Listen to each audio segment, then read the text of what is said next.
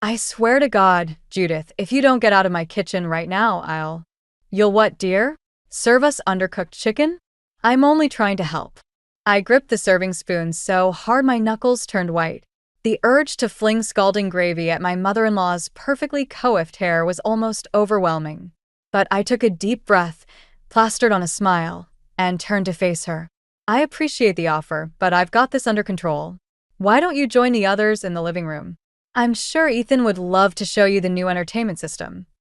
Judith's lips thinned, but she nodded curtly and left the kitchen.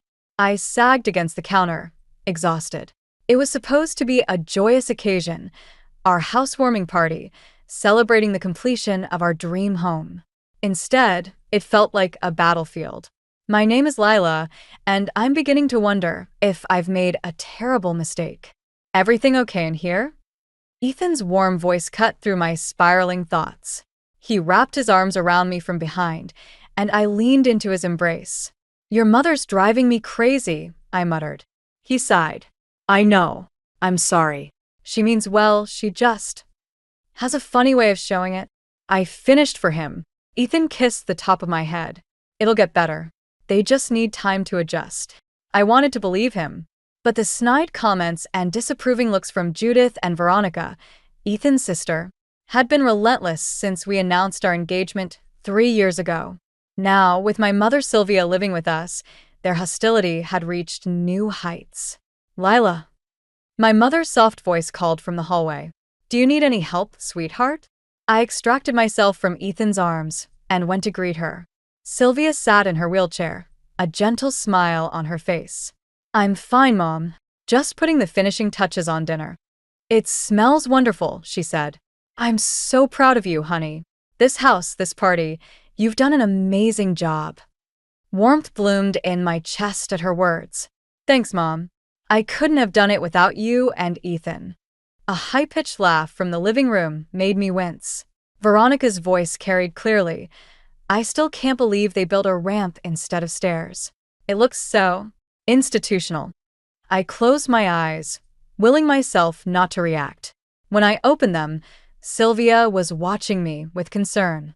Don't let them get to you, she said softly. This is your home, Lila. You and Ethan built it with love. I nodded, squeezing her hand. I know. I just wish they could see that. The timer on the oven beeped, saving me from further conversation. I hurried back to the kitchen, Ethan close behind. I'll set the table, he offered. Thanks, love. As I pulled the roast from the oven, voices drifted in from the living room. It's just not right, Judith was saying. Ethan should be focusing on his career, not playing nursemaid to his mother-in-law. I know, Veronica agreed. Lila's holding him back. He could do so much better. The words hit me like a physical blow. I stumbled, nearly dropping the heavy dish. Whoa. Ethan steadied me, concern etched on his face. Are you okay? I nodded, not trusting myself to speak. He frowned, clearly not believing me, but let it go. Dinner's ready, I called out, my voice only slightly strained. As everyone gathered around the table, I tried to shake off the overheard conversation.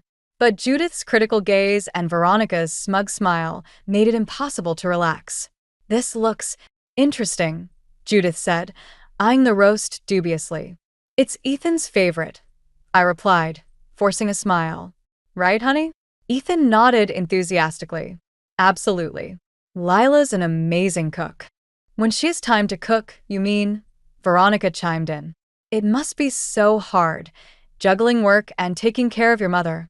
I don't know how you manage it all, Lila. The implication was clear. I didn't manage it all. Not well, anyway. We managed just fine, Ethan said firmly. Mom, would you like some wine? As conversation flowed around me, I found myself retreating inward. The dream home we'd worked so hard to build suddenly felt like a gilded cage. Every choice we'd made, from the open floor plan to accommodate Sylvia's wheelchair to the soothing color palette I'd agonized over, was now tainted by Judith and Veronica's judgment. A toast, Judith announced, raising her glass. To new beginnings and family coming together. The words should have been comforting. Instead, they felt like a threat. As we clinked glasses, I caught Sylvia's eye across the table. She gave me a small, encouraging nod. In that moment, I made a silent vow. I would not let Judith and Veronica destroy what we'd built. This was our home, our family, and I would fight to protect it no matter the cost. Little did I know just how high that cost would be. The alarm blared, jolting me awake. I reached over to silence it, my hand brushing against Ethan's empty side of the bed. He'd already left for work, probably hours ago. The clock read 7:15 a.m. I'd overslept again. Shit, I muttered, throwing off the covers. As I rushed through my morning routine, guilt gnawed at me. Ethan had been working longer hours lately, the stress etched into the lines on his face. I should be doing more to support him, not sleeping in. I found my mother in the kitchen, already dressed and sipping her morning tea. "Good morning, sweetheart," Sylvia said, her smile warm. "I've made you some toast and coffee to go." "You're a lifesaver, Mom," I said, grabbing the travel mug and kissing her cheek. "I'm sorry I can't stay and chat. I'm running late." "Don't worry about me," she assured me. "Go, have a good day at work." As I rushed out the door, my phone buzzed.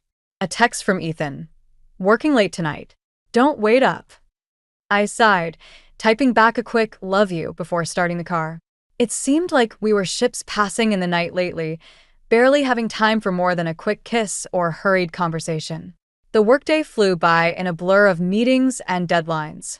By the time I got home, exhaustion had settled deep in my bones. I found Sylvia in the living room, her brow furrowed as she stared at her phone. "Everything okay, Mom?"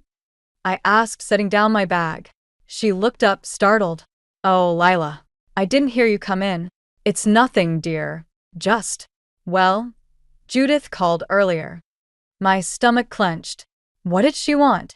Sylvia hesitated. "She and Veronica are coming over tomorrow. They said they need to discuss something important with you and Ethan." "Of course they are," I muttered, collapsing onto the couch. "Did they bother to ask if we're free? Or if it's okay to just show up?" "You know how they are, sweetheart," Sylvia said gently. "Try not to let it get to you." But it did get to me. All through dinner and into the night, as I waited for Ethan to come home, my mind raced with possibilities. What could be so important? And why did it feel like a trap? It was past midnight when I heard Ethan's key in the lock. He stumbled in, looking haggard and pale. "Hey," I said softly, rising from the couch. "You okay?" He nodded, but his eyes were distant. "Just tired. Big project at work. I'm going to bed." "Ethan, wait." I called after him. "Your mom and sister are coming over tomorrow. They said it's important." He paused on the stairs, his shoulders tensing. "Can't deal with that right now, Lila. We'll talk in the morning." But morning came, and Ethan was gone before I woke up. Again, the doorbell rang at precisely 2 p.m. I took a deep breath, steeling myself before opening the door. "Lila, darling." Judith cooed, air-kissing my cheeks. "You look tired. Are you getting enough rest?" "I'm fine," I said through gritted teeth. "Please come in." Veronica breezed past me without a word, her designer perfume leaving a cloying trail. They settled themselves in the living room as if they owned the place. "Where's Ethan?" Judith demanded. "This concerns him too." "He's at work," I replied, perching on the edge of an armchair. "He's been very busy lately." Veronica sniffed. "I'm sure he has. It can't be easy, supporting so many people on one salary." I bit back a retort. "What's this about? You said it was important." Judith leaned forward, her eyes gleaming. "We're worried about Ethan, dear. He's working himself to the bone, and for what? A house he can barely afford, caring for a mother-in-law who—" "That's enough," I snapped. "My mother is not a burden. Ethan and I made this decision together." "Did you?" Veronica asked, her tone sickly sweet. "Or did you manipulate him into it?" Before I could respond, the front door opened. Ethan walked in, looking even worse than he had last night. "What's going on?" he asked, his gaze darting between us. "Oh, Ethan," Judith cried, rushing to embrace him. "We've been so worried about you. You work too hard, you look ill. This can't go on." I watched, helpless, as Ethan sagged into his mother's arms. The fight seemed to drain out of him. "I'm fine, Mom," he mumbled. "Just tired." "You're not fine," Veronica insisted. "You need to take care of yourself. Maybe it's time to reconsider some things." The implication hung heavy in the air. I felt my world tilting on its axis. "I think you should go," I said, my voice barely above a whisper. Judith turned to me, her eyes cold. "We're not going anywhere. Ethan needs us. His real family." As they fussed over Ethan, guiding him to the couch, I retreated to the kitchen. My hands shook as I filled a glass with water. When I turned around, Judith was standing in the doorway. "This isn't personal, Lila," she said, her voice low. "But Ethan deserves better than this. Arrangement. You must see that." She pressed something into my hand, an envelope, before sweeping out of the room. I stared after her, my heart pounding. With trembling fingers, I opened the letter. "My dearest son," it began in Judith's flowery script. "It's time to come home. Leave Lila. For the sake of your real family." The glass slipped from my hand, shattering on the floor. And with it, the last of my illusions about this family I'd married into. The shrill ring of my phone pierced the pre-dawn silence. My heart raced as I fumbled for it, instantly awake. No good news ever came at 4:30 a.m. "Mrs. Harrison?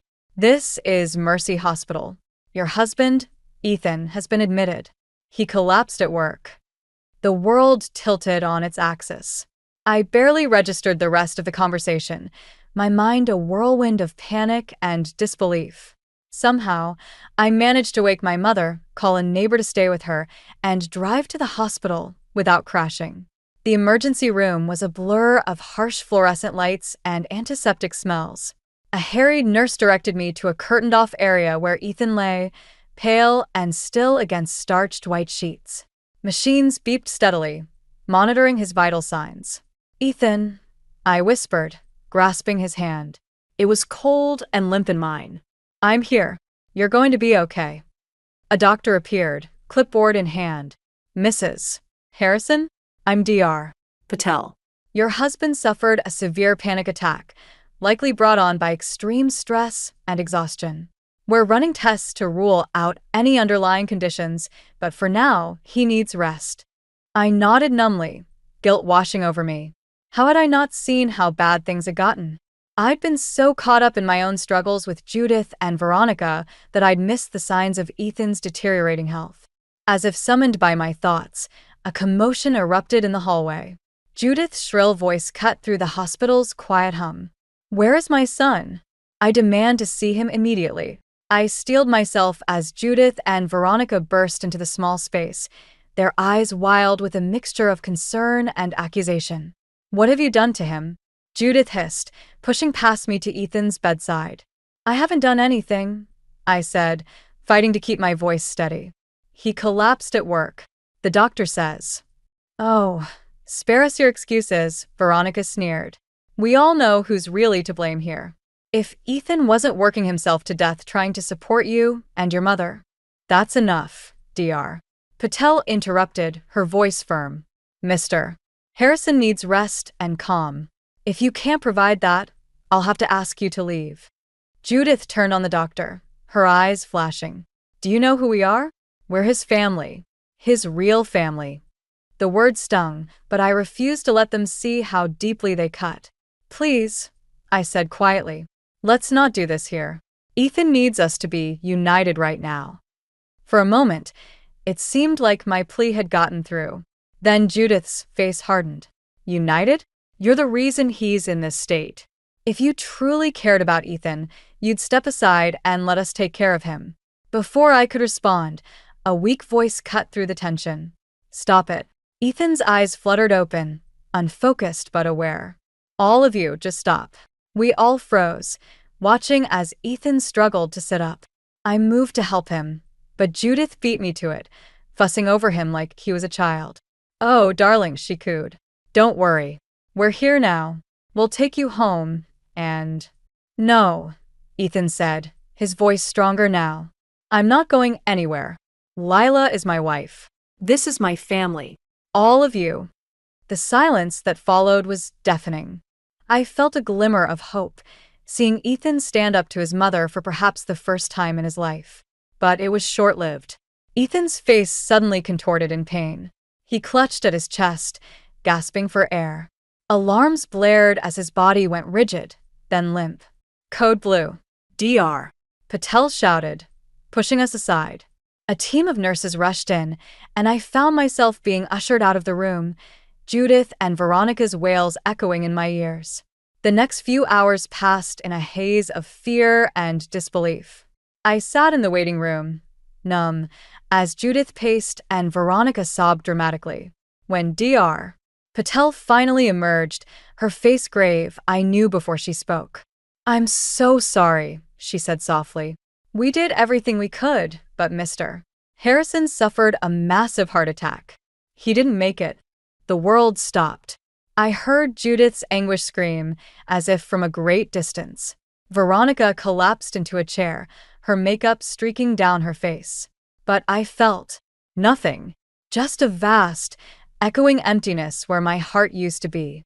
As the reality of Ethan's death sank in, Judith's grief twisted into something uglier. She rounded on me, her face contorted with rage and pain. "This is your fault," she spat. "You killed my son with your selfishness. You and that mother of yours." I should have defended myself. Should have pointed out that it was their constant pressure and manipulation that had driven Ethan to this breaking point. But I was too shell-shocked to form words. "We'll make sure everyone knows the truth," Veronica chimed in, her voice thick with tears and venom. "You'll pay for what you've done, Lila." As they continued their tirade, hurling accusations and threats, I retreated into myself.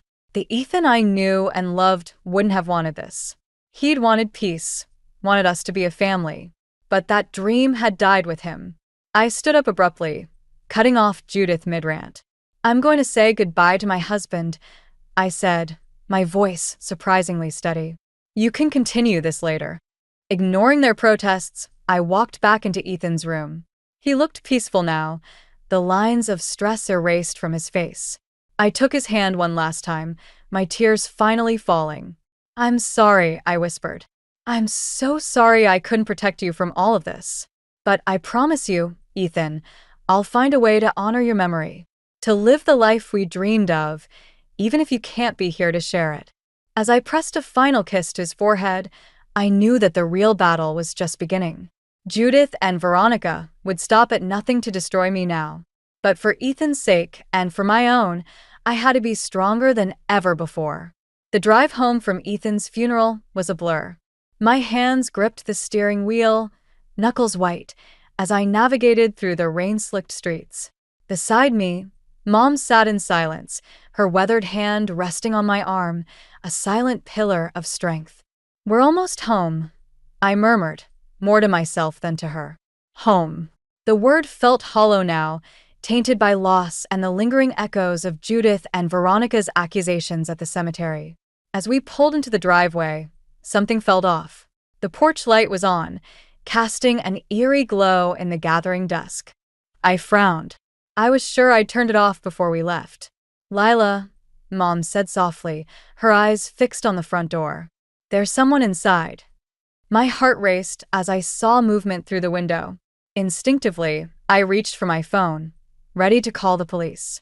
But then a familiar silhouette appeared, and my blood ran cold. "It's Judith," I whispered, disbelief and anger warring within me. "And Veronica." Mom's grip on my arm tightened. "What are they doing here?"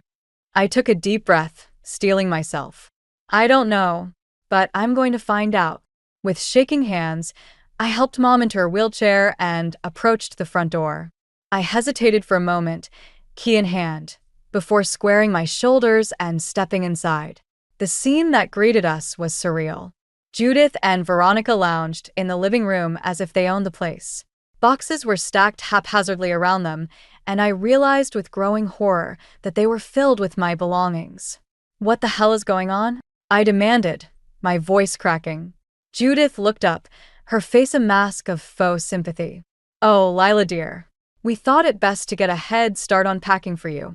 After all, You can't possibly stay here now that Ethan's gone. Veronica nodded, a cruel smile playing at her lips. This house belongs to the family. And let's face it, you're not family anymore. The audacity of their words struck me like a physical blow. I stumbled back, steadying myself against Mom's wheelchair. This is our home, I said, fighting to keep my voice steady. Ethan and I built it together. You have no right. We have every right, Judith interrupted, her tone icy. Ethan left no will. As his mother and sister, we're his next of kin. The house, the assets, they all revert to us. I felt the floor shift beneath me. How could I have been so naive? In all our planning, in all our dreams, we'd never considered the unthinkable. We'd never prepared for a world without Ethan. You can't do this. Mom spoke up, her voice quiet but firm. This house was built to accommodate my needs. Where do you expect us to go? Veronica shrugged, examining her manicured nails. That's hardly our concern, is it? You should have thought of that before you leeched off my brother for all these years. White-hot rage surged through me. I stepped forward, fists clenched at my sides. Get out, I snarled. Get out of our house right now. Or I swear to God. Or what? Judith challenged, rising to her feet. Face it, Lila. You've lost. It's time for you to crawl back to whatever hole you came from and leave us to grieve our son in peace. I opened my mouth to retort, but Mom's hand on my arm stopped me. Lila, she said softly. Let's just go. We can figure this out later. The fight drained out of me as I looked into her eyes, seeing the exhaustion and sorrow mirrored there. With a heavy heart, I nodded. Fine, I said, turning back to Judith and Veronica. We'll go. But this isn't over. As we retreated to the guest room, the only space not yet invaded by their presence, I felt hollow. Empty. How had it come to this? In the span of a week, I'd lost my husband, my home, and any illusion of family I'd clung to. Mom watched me as I paced the small room, her eyes filled with concern. What are we going to do? She asked quietly. I ran a hand through my hair, mind racing. I don't know, I admitted, but we can't stay here. Not with them. As I started gathering what few possessions remained untouched, my hand brushed against something wedged between the mattress and headboard. Frowning, I pulled out a sealed envelope. My breath caught as I recognized Ethan's handwriting. With trembling fingers, I tore it open, unfolding the letter inside. My dearest Lila, it began. If you're reading this, it means I'm gone. I'm so sorry for leaving you to face this alone. But I need you to know that you were the best thing that ever happened to me. Our life together, our home, the family we built, it was everything I ever wanted. Tears blurred my vision as I continued reading.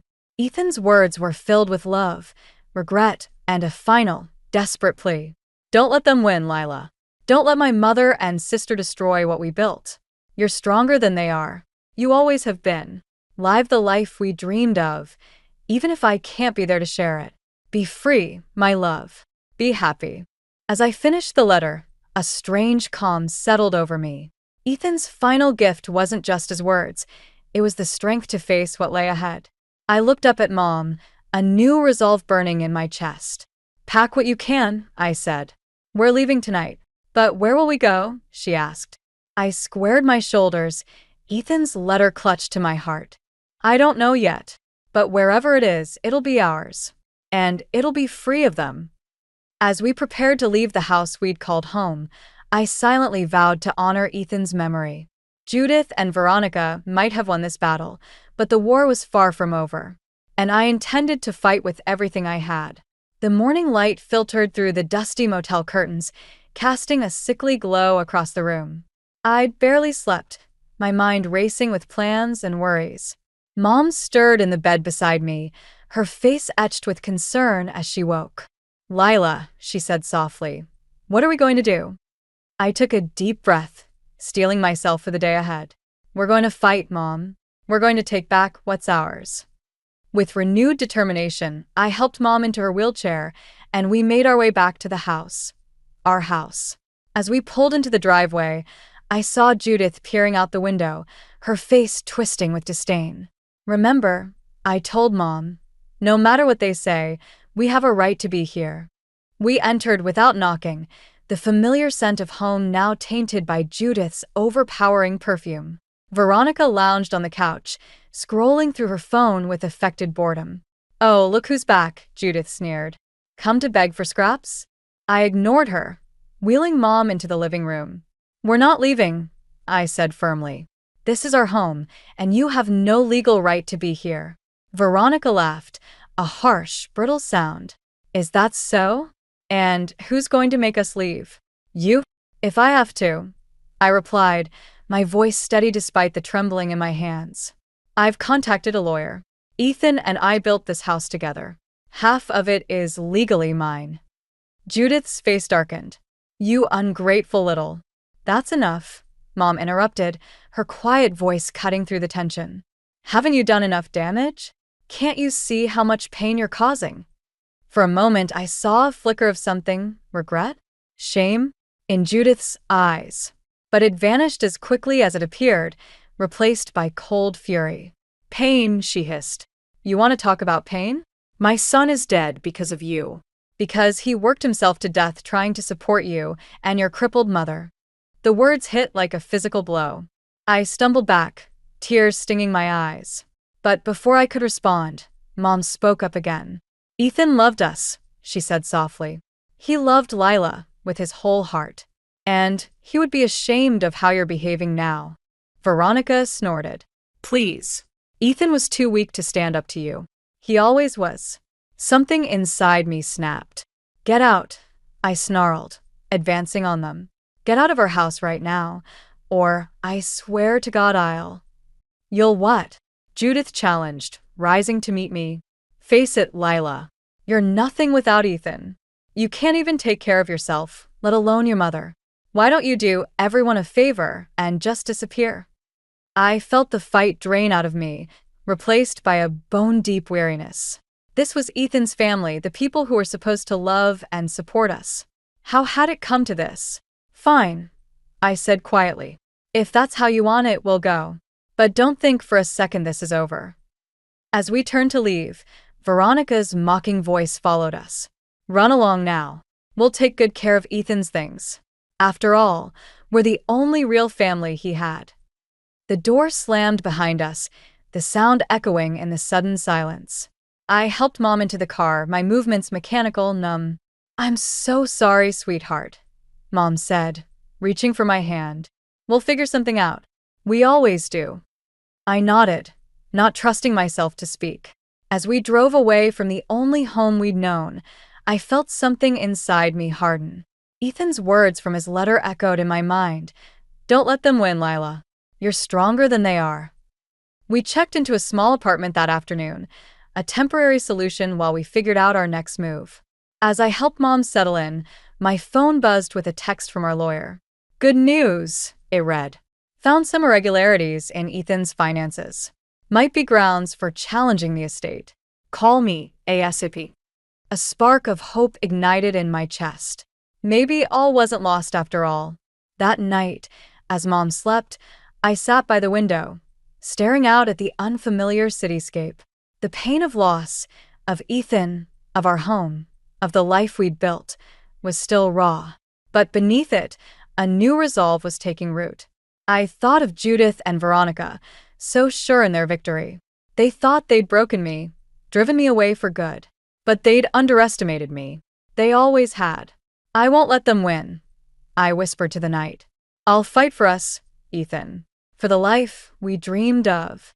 And I'll make sure your real legacy, one of love and kindness, lives on." As I finally drifted off to sleep, I felt a sense of peace settle over me. The road ahead would be hard, but for the first time since Ethan's death, I felt ready to face it.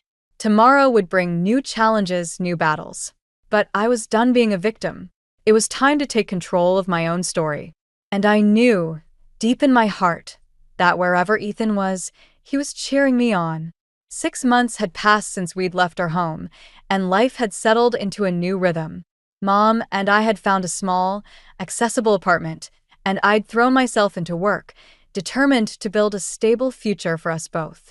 The pain of losing Ethan still ached, but it had dulled to a manageable throb. I was sorting through bills at the kitchen table when my phone buzzed. An unknown number. I hesitated before answering. Lila. The voice was familiar, but strained. It's Veronica. My grip tightened on the phone. What do you want? Please don't hang up, she pleaded, her usual haughtiness replaced by desperation. We need your help. It's bad, Lila. I closed my eyes, fighting the urge to end the call. Why should I help you? After everything you've done? Veronica's voice cracked. I know we don't deserve it, but we have nowhere else to turn. Mom and we've lost everything. Despite myself, I felt a flicker of curiosity. What do you mean, lost everything? She launched into a rambling explanation. Something about an investment opportunity, promises of huge returns. But it had all been a scam. They'd sunk every penny they had, including the money from selling our house, into a fraudulent scheme. We're facing eviction, Veronica finished, her voice small. Mom's a mess. I don't know what to do. A part of me, a vindictive, hurt part, wanted to laugh, to revel in their misfortune. But Ethan's voice echoed in my mind. Be better than them, Lila. Always be better. I took a deep breath.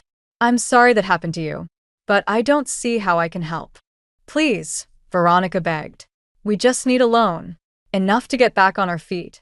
We'll pay you back, I swear. No, I said firmly. I can't do that. I won't. But we're family, she cried. The words hit me like a slap. Family? I repeated, incredulous. You made it very clear that I wasn't family. You took everything from me, Veronica. My home, my memories of Ethan. And now you have the audacity to claim we're family? Silence stretched between us. When Veronica spoke again, her voice was thick with tears. You're right. We were horrible to you. I see that now. I'm so sorry, Lila. For everything. I closed my eyes, conflicting emotions warring within me. I appreciate the apology, I said finally, but it doesn't change anything. I can't help you. Please, she whispered. We have nowhere else to go. That's not my problem, I replied, surprised by the steel in my voice. You made your choices. Now you have to live with them. I ended the call, my hands shaking. Mom wheeled into the room, concern etched on her face. Everything okay, sweetheart? I nodded, forcing a smile. Just a wrong number. But as the days passed, I couldn't shake the conversation from my mind. I found myself wondering about Judith and Veronica. Were they really destitute? Part of me wanted to believe it was just another manipulation tactic. But the desperation in Veronica's voice had seemed genuine. A week later, my curiosity got the better of me. I drove past our old house, half expecting to see it as immaculate as ever. Instead, I was shocked to find a for sale sign in the overgrown yard. The paint was peeling, the garden I'd lovingly tended now a tangle of weeds. As I sat in my car, staring at the neglected remnants of our dream home, a flood of memories washed over me. Ethan and I painting the nursery, full of hope for a future that never came. Mom's laughter echoing through the kitchen as we cooked Sunday dinners. The quiet moments on the porch, Ethan's arm around me, planning our life together. Tears blurred my vision. I realized I was gripping Ethan's letter, which I still carried everywhere. His words seemed to leap off the page. Don't let them win, Lila. But don't let bitterness consume you either.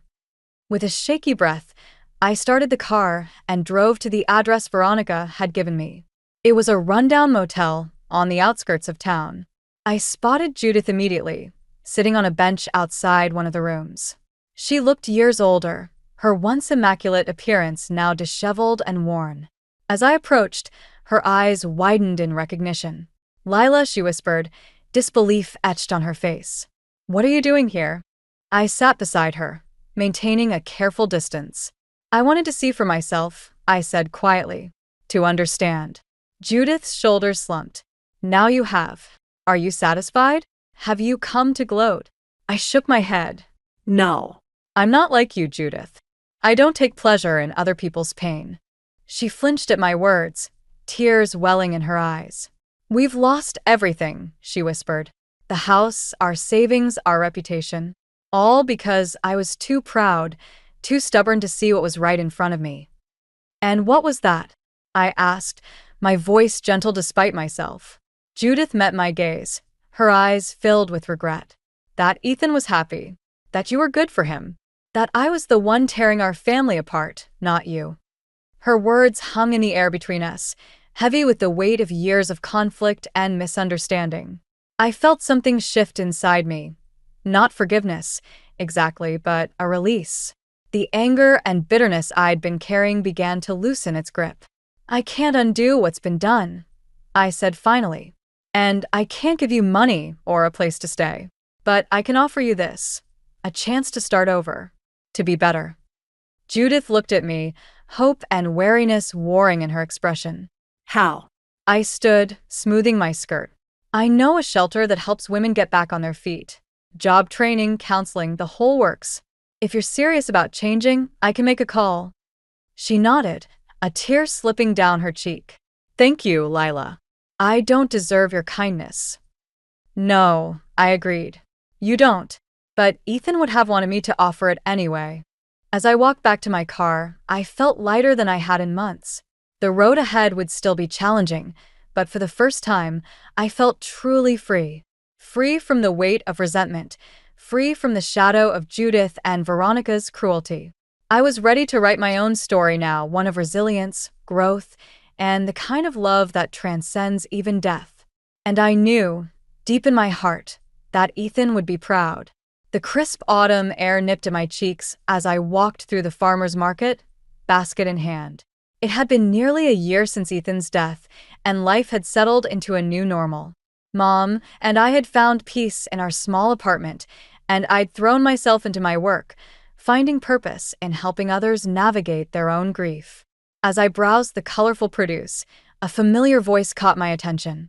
I turned to see Sarah, an old friend from our neighborhood, deep in conversation with another woman. "Can you believe what happened to Judith and Veronica?" Sarah whispered, not realizing I was within earshot. "I heard they're practically destitute now." My ears perked up, curiosity getting the better of me. I inched closer, pretending to examine a display of apples. "Serves them right," the other woman replied. "After the way they treated poor Lila and her mother. The whole town's turned against them." Sarah nodded vigorously. "I saw Judith at the grocery store last week. She looked terrible, like she'd aged 10 years overnight." "And Veronica? I heard she can't even show her face around here anymore." A conflicting mix of emotions washed over me. Satisfaction, pity, and a twinge of guilt. I'd known things were bad for them, but I hadn't realized the extent of their fall from grace. As I made my way home, my mind raced. Part of me wanted to revel in their misfortune, to see it as karmic justice for all the pain they'd caused. But another part, the part that sounded suspiciously like Ethan, whispered that taking pleasure in others' suffering would only poison my own heart. I found Mom in the living room, engrossed in a book. She looked up as I entered, her brow furrowing at my expression. "What's wrong, sweetheart?" she asked, setting her book aside. I sank onto the couch beside her wheelchair, suddenly overwhelmed. "I overheard some gossip about Judith and Veronica," I admitted. "Apparently, they've become social pariahs. Everyone in town knows what they did to us, and they're paying the price for it." Mom reached out, taking my hand in hers. "And how does that make you feel?" I sighed, struggling to articulate the storm of emotions swirling inside me. Conflicted, I finally said, "Part of me feels vindicated, I guess, like they're finally getting what they deserve. But then I feel guilty for feeling that way." Ethan wouldn't have wanted this." "No," Mom agreed softly. "He wouldn't have. But he's not here, Lila." "You are. And you're allowed to feel whatever you're feeling." Her words hit me like a punch to the gut. Tears welled up in my eyes, spilling over before I could stop them. "I miss him so much, Mom," I whispered. "Sometimes I think I'm healing, moving forward. And then something like this happens, and it's like losing him all over again." Mom squeezed my hand, her eyes shining with unshed tears of her own. I know, sweetheart. Grief isn't linear. It comes in waves. But you're stronger than you know. Ethan saw that in you, even when you couldn't see it yourself. We sat in companionable silence for a while, each lost in our own thoughts. As the sun began to set, casting long shadows across the room, I made a decision. I need to see them, I said, my voice steadier than I felt. Judith and Veronica. I need to, I don't know, make peace maybe? Mom studied me for a long moment before nodding. If that's what you need to do, then do it. Just be careful, Lila. Protect your heart. The next day, I found myself standing outside the women's shelter where I'd helped Judith and Veronica get settled. My palms were sweaty, my heart racing as I pushed open the door. The receptionist recognized me, offering a sympathetic smile. "They're in the common room," she said, gesturing down the hall.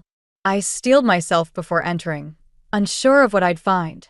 The sight that greeted me was a far cry from the proud, polished women I'd known. Judith sat alone by the window, her once immaculate hair now streaked with gray and pulled back in a messy bun. Veronica hunched over a table in the corner, furiously scribbling in a notebook. As I approached, Judith looked up. Her eyes widened in recognition, a mix of shame and defiance flashing across her face. "Lila," she said, her voice hoarse. "What are you doing here?" Veronica's head snapped up at the sound of my name. She paled, looking like she wanted to bolt from the room. I took a deep breath, centering myself. "I came to see how you were doing," I said simply. Judith barked out a harsh laugh. "How we're doing? We've lost everything. Our home, our friends, our dignity. Are you here to gloat?" I shook my head, feeling a sudden wave of pity wash over me. "No," I said softly. "I'm here because I think it's time we all found a way to move forward." Veronica spoke up, her voice barely above a whisper. "Why would you want to help us? After everything we did?" I thought of Ethan, of the love and compassion he'd shown even in the face of their cruelty. I thought of Mom, her quiet strength and unwavering support. And I thought of myself, the woman I'd become through this crucible of loss and pain. "Because holding on to anger and resentment will only hurt me in the end," I said, surprising myself with the conviction in my voice. "And because Ethan would have wanted me to find a way to forgive, even if you don't deserve it." As I stood there, facing the two women who had caused me so much pain, I felt something shift inside me. It wasn't forgiveness, not yet. But it was a step towards healing, towards reclaiming the peace that had been stolen from me. In that moment, I realized that true justice wasn't about seeing others suffer. It was about rising above the pain, about choosing to live with kindness and integrity even when it's hard. It was about honoring Ethan's memory by becoming the best version of myself. And for the first time in a long time, I felt truly free. The morning sun streamed through the windows of our new home, casting a warm glow across the living room. I stood at the kitchen counter, sipping my coffee and watching Mom tend to her small herb garden on the balcony. It had been 2 years since we'd left our old life behind, and the peace we'd found here still felt like a miracle some days. "Lila," Mom called, wheeling herself back inside. "Don't forget, we have that community garden meeting this afternoon." I nodded, smiling. We'd thrown ourselves into local volunteer work, finding purpose and connection in helping others. It was a far cry from the isolated, embattled life we'd led before. As I gathered my things for work, my phone buzzed with a text. It was from Sarah, my old neighbor. "Thought you should know, Judith and Veronica are moving out of the shelter today. They've found a small apartment across town." I paused, letting the information sink in. It had been months since I'd last seen Ethan's mother and sister. Our last encounter at the shelter had been tense but civil, a tentative truce forged in the ashes of our shared loss. "Everything okay?" Mom asked, noticing my distraction. I showed her the text. "I'm not sure how to feel about this," I admitted. Mom reached out, squeezing my hand. "You don't have to feel any particular way, sweetheart. Their journey is their own now." I nodded, grateful for her wisdom. "You're right. I just hope they've found some peace, like we have. The workday flew by, and soon I found myself at the community center, surrounded by enthusiastic gardeners discussing plans for the upcoming spring planting. As the meeting wrapped up, I noticed a familiar figure hovering near the entrance. Veronica. Our eyes met, and for a moment, I was transported back to that awful day in the hospital, the day we lost Ethan. But the woman before me now bore little resemblance to the spiteful, entitled sister-in-law I'd known. She looked humbled, uncertain. I approached her slowly, giving her plenty of time to retreat if she wanted. But she stood her ground, a mix of emotions playing across her face. "Lila," she said softly, I hope it's okay that I'm here. I saw the flyer for the gardening program and thought, "It's fine," I assured her, surprised by the lack of animosity I felt. "Everyone's welcome here." Veronica nodded, twisting her hands nervously. "I wanted to tell you, Mom and I were trying to start over, to be better. I know it doesn't make up for everything we did, but—" "You're right," I interrupted gently. "It doesn't, but it's a start." We stood in awkward silence for a moment before Veronica spoke again. "You look good, Lila." Happy. "I'm glad." The sincerity in her voice caught me off guard. Thank you, I said. "I am happy. It hasn't been easy, but you're stronger than any of us gave you credit for," she finished, a rueful smile on her face. "Ethan always knew that, didn't he?" The mention of Ethan's name sent a familiar pang through my heart, but it wasn't the sharp agony it had once been.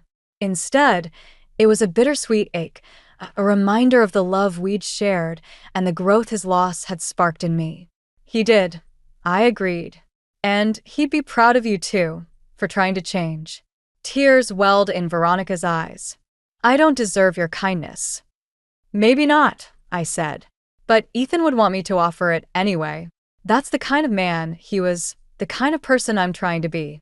As Veronica left, promising to return for the next gardening session, I felt a weight I hadn't even realized I was carrying lift from my shoulders.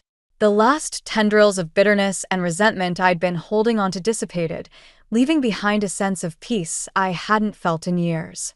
That evening, as Mom and I sat on our balcony watching the sunset, I found myself reflecting on the journey that had brought us here. "I wish Ethan could see this," I said softly. "See us thriving, see how far we've come." Mom reached over, taking my hand in hers. "He does see it, sweetheart. In every kind act, every moment of joy, every time you choose love over bitterness, that's Ethan's legacy living on through you." Tears pricked at my eyes, but they were tears of gratitude, not sorrow. "You're right," I said. "And I'm going to keep honoring that legacy every day." As the last rays of sunlight painted the sky in brilliant hues of orange and pink, I felt a profound sense of contentment wash over me. The road had been long and painful, filled with loss and betrayal, but it had also led me here, to a place of strength, resilience, and hard-won peace. I thought of Judith and Veronica, embarking on their own journey of redemption, of the community we'd built here, full of people supporting and uplifting each other, of Mom, my unwavering rock through it all. And I thought of Ethan, not with the aching grief of before, but with a warm fondness, grateful for the love we'd shared and the lessons that love had taught me. The future stretched out before us, full of possibility. There would be challenges, of course, but I knew now that I had the strength to face them, that we had the strength to face them, together. As night fell and the first stars began to twinkle in the sky, I made a silent promise, to Ethan, to Mom, to myself. I would live fully, love deeply, and always strive to be the best version of myself. Not out of obligation or fear, but because I discovered that was the truest path to happiness. In the end, it wasn't about revenge or justice or even forgiveness. It was about choosing, every day, to live a life that honored the love we'd shared and the growth we'd achieved. And in that choice, I found my greatest victory.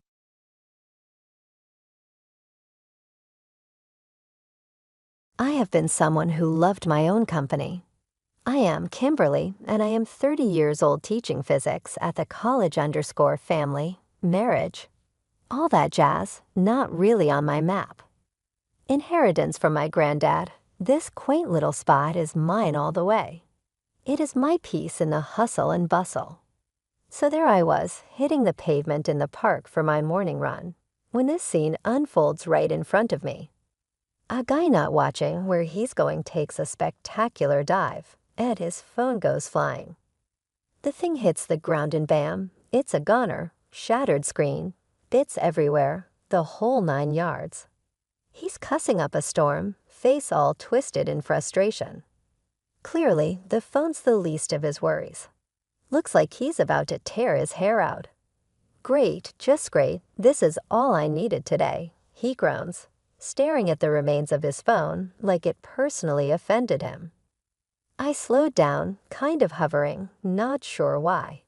Maybe it's the look of utter defeat on his face. You need to borrow a phone? I ask, keeping it casual. He looks up, kind of surprised that someone is talking to him. Yeah, that'd be great, actually. Need to call my folks, tell them I botched up something important. I unhook my phone from my armband and hand it over. Don't sweat it, just make it quick. Yeah, sure. Thanks a ton, he says, and he's on the phone in a heartbeat, pacing a small circle as he talks. His voice is all polite now, a total switch from the cursing fit seconds ago. Listen, I've had a bit of a mishap. He's glancing at me. A silent plea for a bit more time. I nod, letting him know it's all right. Finishing up, he hands back my phone with a sheepish look. Thanks, I owe you one. I'm Jack, by the way. Kimberly, and forget about it. Just try not to smash it next time, yeah. I say, half joking. He chuckles, running a hand through his hair. Deal. I'll make it up to you. Coffee sometime. I raise an eyebrow. Are you planning on throwing the coffee on the ground too? Elas, a genuine hearty sound. Promise I'm less clumsy with coffee cups. What do you say? I consider it for a moment. Not usually my thing, chatting up strangers, but something about this feels different. All right, Jack, coffee. But if you're late, I'm leaving, I say with a smirk. That coffee with Jack, it turned out to be the first of many. Something about him made me toss my stranger danger manual out the window. He was easy to talk to, with a laugh that made you want to join in, even if the joke was lame. We found this little hole-in-the-wall cafe, the kind where the coffee's strong enough to put hair on your chest, and the owner knows everyone by name. We became regulars, our conversations stretching from physics to philosophy to the downright ridiculous. So you're telling me if you could, you'd teach physics to cats. Jack asked me one day, a mischievous twinkle in his eye. I took a sip of my coffee, playing along. Absolutely. Imagine the breakthroughs. Schrödinger's cat would have a whole new meaning. He laughed, shaking his head. You're nuts, you know that, right? Take one to know one, I shot back, smiling. Things with Jack just clicked. It wasn't long before our coffee dates turned into dinner dates, movie nights, and lazy Sundays spent doing nothing together. It was easy, comfortable, and frighteningly quick. One evening, as we were closing down the cafe, with our lingering goodbyes, Jack turned serious. Something I'd come to learn meant he had something important on his mind. Kimberly, he started, hesitating a bit. We're great together, aren't we? I nodded, curious about where this was leading. Well, I was wondering, what do you think about making this a forever thing? My heart skipped. You mean like marriage? Yeah, marriage, he confirmed, his voice firm, but his eyes searching mine for any sign of hesitation. I paused, not because I doubted my feelings, but because the gravity of the decision weighed on me. Yet, looking into his hopeful eyes, I found my answer. Yes, Jack. Let's do it. Let's get married. The whirlwind that was our engagement sped by, and before I knew it, wedding bells were practically ringing in my ears. But there was this one little hiccup before we could say our I does. Jack's folks wanted to meet me. No biggie, right? Wrong. The meet and greet was at their place, which was fancy enough to make you think twice about where you sat. They were polite, but had this way of looking at you, like they were trying to read the fine print on your soul. So Kimberly, his dad starts, smooth like he's practiced this speech a few times. Jack tells us you're a teacher. Physics, was it? Yeah, that's right. I reply, keeping my tone friendly but guarded. And you live in that lovely little house by the park. Quite the inheritance. His mom chimes in, her eyes sharp, trying to pin me down. I just nod, sensing where this is heading, but not wanting to jump the gun. It's just that our Jack is quite the successful businessman, you know. We're just a tad concerned, no offense, dear, that some might be more interested in his financial stability. His dad says, dancing around the real accusation. I couldn't help but laugh, the absurdity of it all bubbling up. Trust me, I've got my own thanks. Not here for a free ride. Their faces tighten, not expecting my blunt honesty. Or maybe they did, and it was all part of the test. Well, in that case, his mom says, pulling out this document from nowhere, we'd feel more at ease if you two considered a prenuptial agreement. Sure, I shrugged, taking the paper. Makes sense to me. I like knowing where I stand. Plus, my house isn't up for grabs. Their surprise was almost worth the awkward tension. I guess they weren't used to straightforward answers. Jack seemed relieved, squeezing my hand under the table like he was saying thanks for not bolting. So we signed their precious prenup, sealing the deal that what's mine is mine, and what's his is his. Fair's fair. But the taste it left in my mouth was sour, made me wonder what kind of family I was marrying into. Living with Jack in my granddad's house started off as a dream. We'd laugh over burnt toast, dance in the living room to no music, and make plans for every inch of the garden. But like a storm rolling in slowly, things got cloudy, then downright stormy. And wouldn't you know it, the storm had a name, Jack's parents. These two could give lessons in arrogance. From day one, it was like I signed up for a third and fourth roommate who had a key, but never heard of rent. They'd swan into our place like it was a diner, feet up, waiting for the special of the day.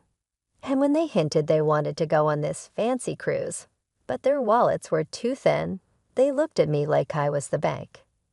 No, I told them, you think I declared war. They threw a fit, calling me stingy, saying I hoarded my cash like some dragon sitting on gold.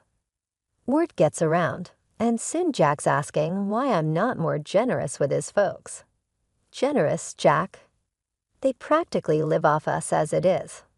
I snapped back one night after his parents had left, our sofa and our fridge emptier than promises. Their family, Kim, were supposed to help out, he argued, missing the point by a mile.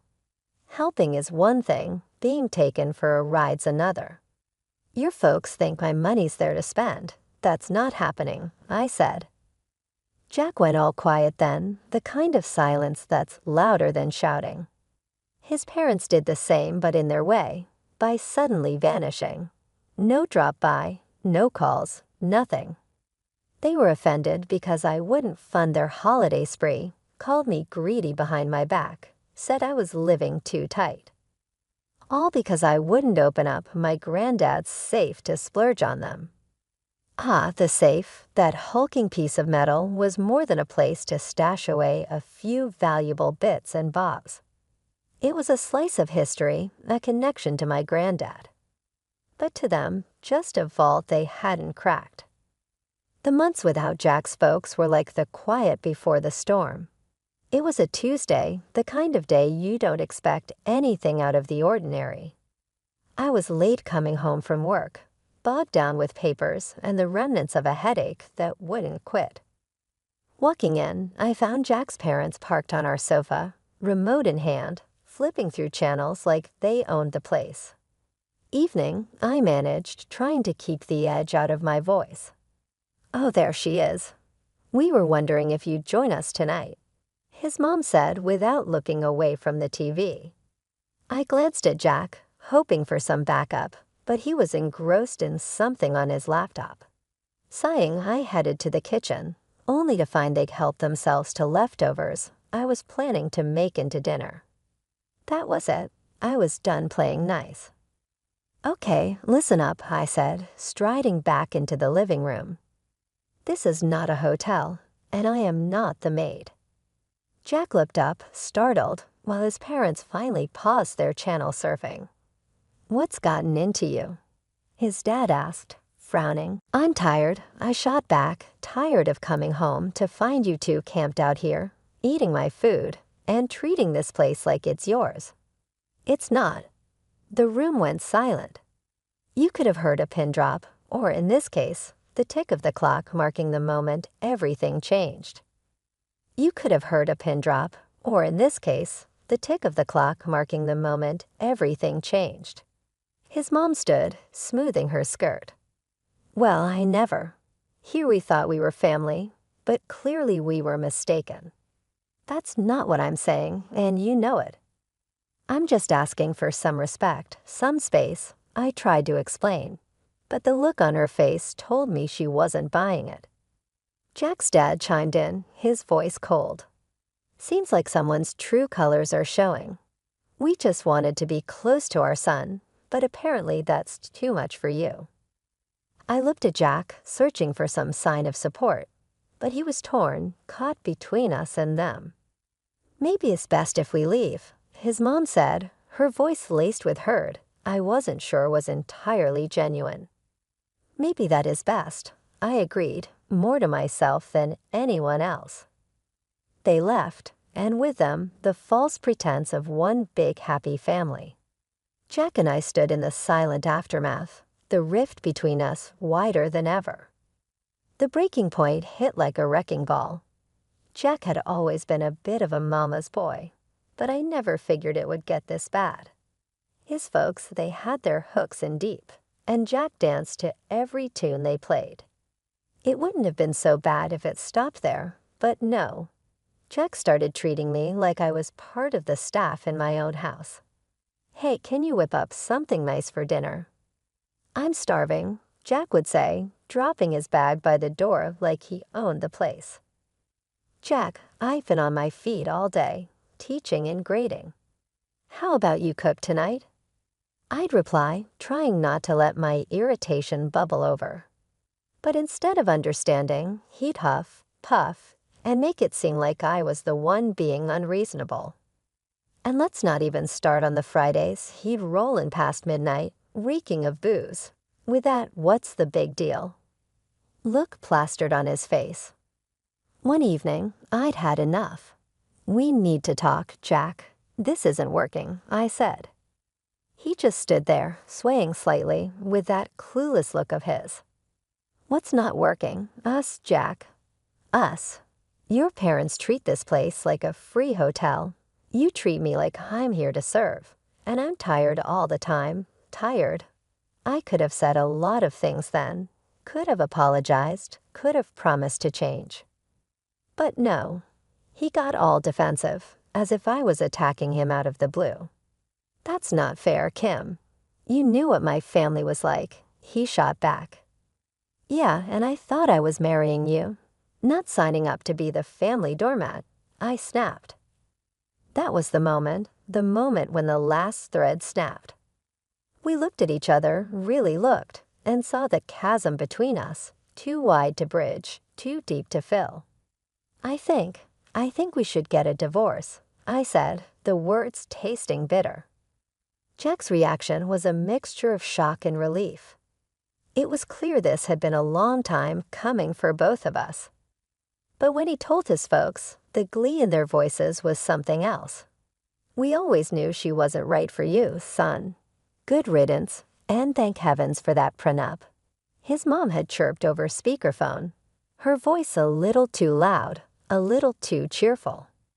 Jack packed his bags that night, his movements mechanical. There was no dramatic goodbye, no tearful plea for reconsideration. Just the soft zip of a suitcase and the click of a door.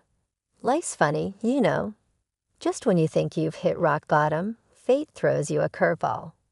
For me, that curveball was a lottery ticket, a last-minute buy on a whim, because hey, why not? My life was already a mess. Might as well throw a couple of bucks at a dream.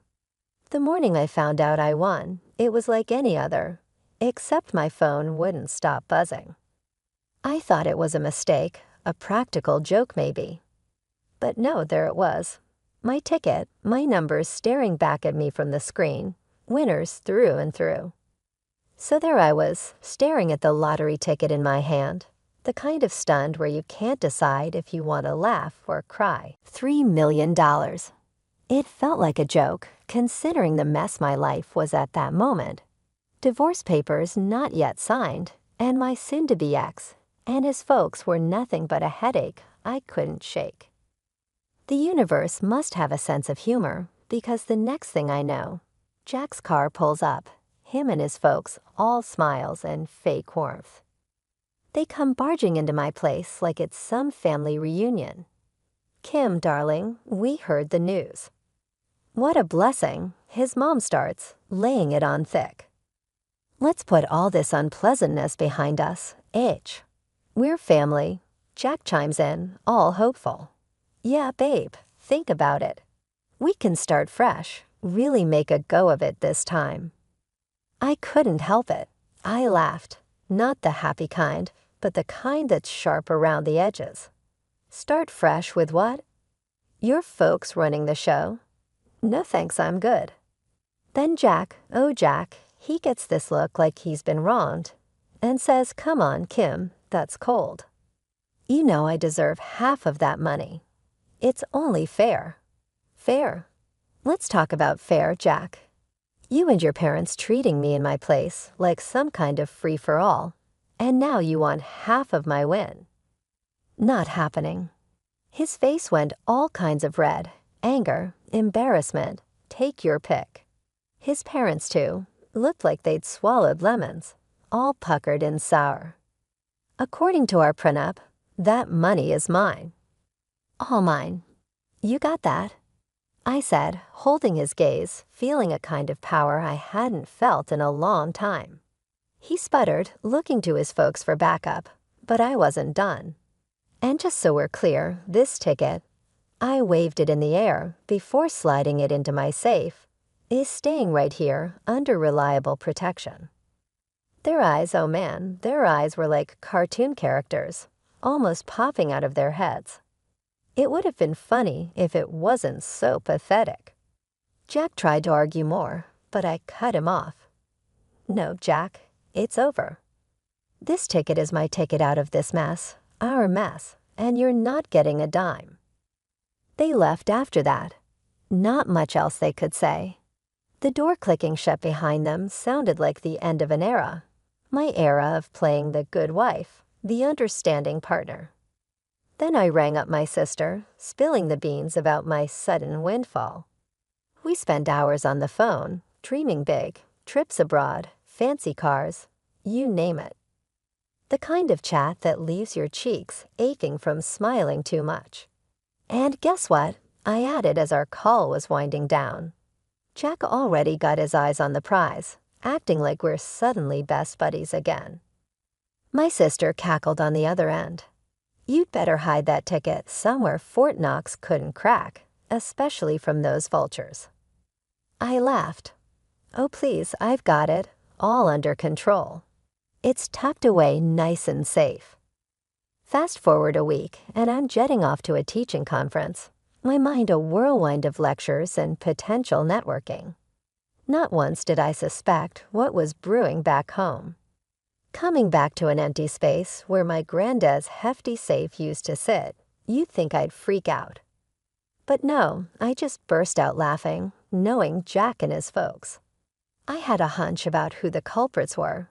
Sure enough, as the sun dipped and the evening rolled in, Jack's frantic voice came blaring through my phone. "Kim, you need to fix this now." He was practically shrieking. Fix what, Jack? The fact that you and your parents are a bunch of Keystone cops. I couldn't help the snark. It's not funny. We're at the police station. They think we tried to steal the lottery ticket. His voice was a mix of panic and disbelief. The ticket. Oh, that precious piece of paper. Except the real kicker. The one in the safe was a decoy, a copy I'd made just for kicks. The real deal was with me, secure in my purse. The image of them huddled around my granddad's old safe, visions of dollar signs in their eyes only to find a worthless piece of paper, was too good. I held with laughter, the sound echoing off my empty walls. You mean to tell me you stole my safe for a fake ticket? I managed between fits of laughter. There was silence, then a muffled curse. You can't do this to us, Kim. It's not right. Right, Jack. The moment you decided to break into my house and steal my stuff, you threw right out the window. Enjoy explaining that to the cops. The call ended with a click, and I spent the rest of the evening laughing, the sound bitter but liberating. Imagining their faces, the moment they realized they'd been played, was a balm to the months of turmoil they'd put me through. The next day, I headed to the police station to give my statement. The look on Jack and his folks' faces when I walked in was priceless.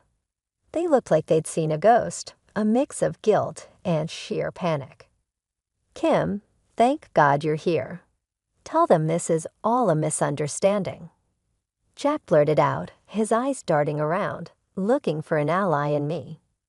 I just stared at him, letting the silence hang heavy for a moment. A misunderstanding? Is that what we're calling breaking and entering these days? His parents started in on their spiel, tripping over their words, trying to paint themselves as victims of circumstance. It would have been comical if it weren't so pathetic. Listen, I only came here to make things right, I said, cutting through their babble. Jack perked up, a glimmer of hope in his eyes. So you'll help us? I nodded, reaching into my bag.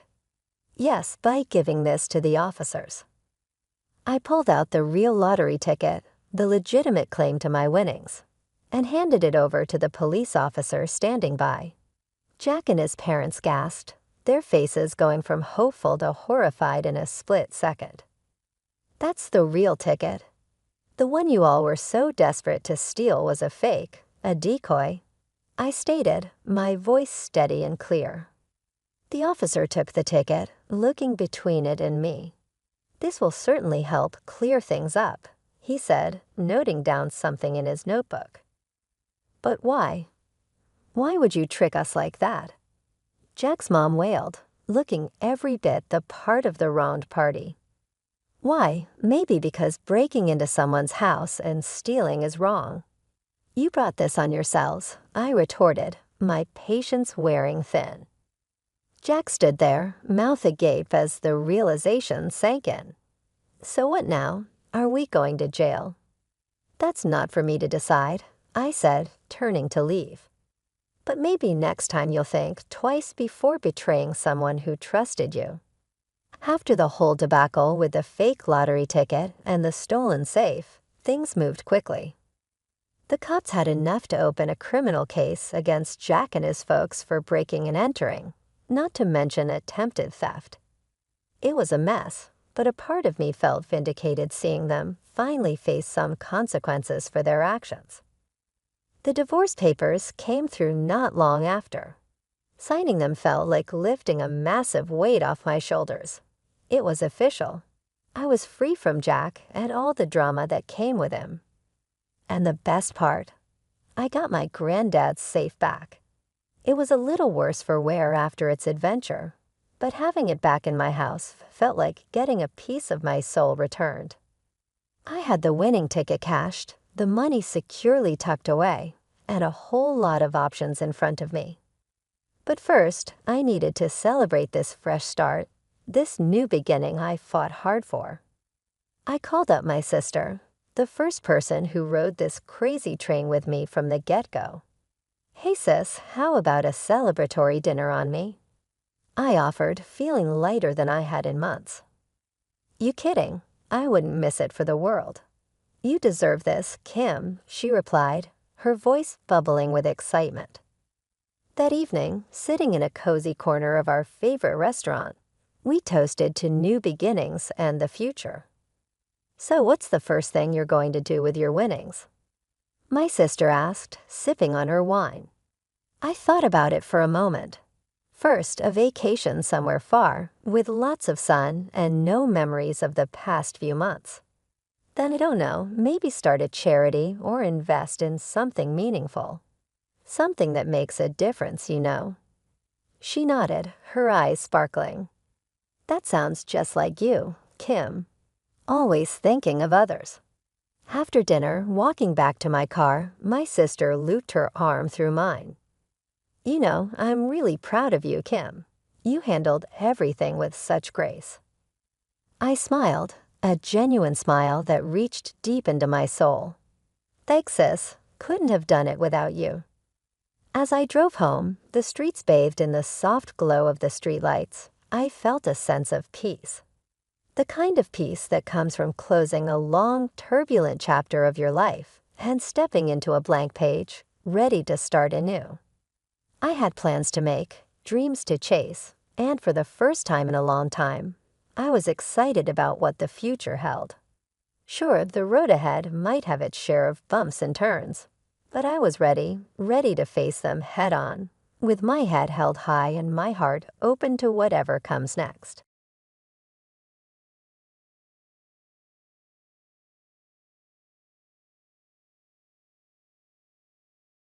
The experience involved a little heart-to-heart I had with my father when he heard about me getting engaged. He took me to one side and with a worried expression on his face asked, "Do you really know what you're doing marrying Stephen?" He confirmed my crush on Stephen, but also said that he wasn't sure if it was a great relationship for me. Confused, I questioned why he felt that way.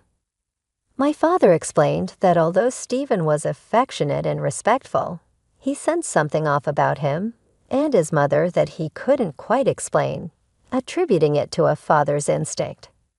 Despite my protests, my father shared his observations that Stephen often bragged about my wealth to his friends, portraying me as a trophy rather than a partner. He was worried that Stephen's affection was not genuine. At that time, I brushed off my father's concerns, blinded by love and the desire to cling to a relationship that I believed would sustain me. Especially after losing my mother 3 years prior and with my father's health declining. My father had built his wealth through savvy investments and hard work, setting a comfortable life for us. I, too, was making a decent living from my job.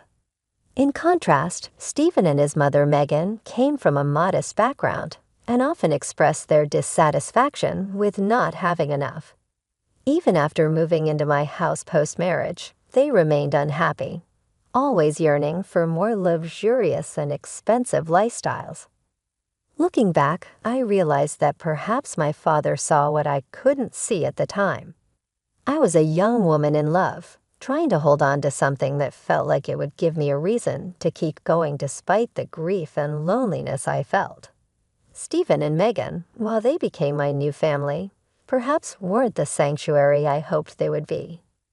I vividly recalled a moment when Stephen and his mother, Megan, lamented the size of my small townhouse compared to my father's mansion.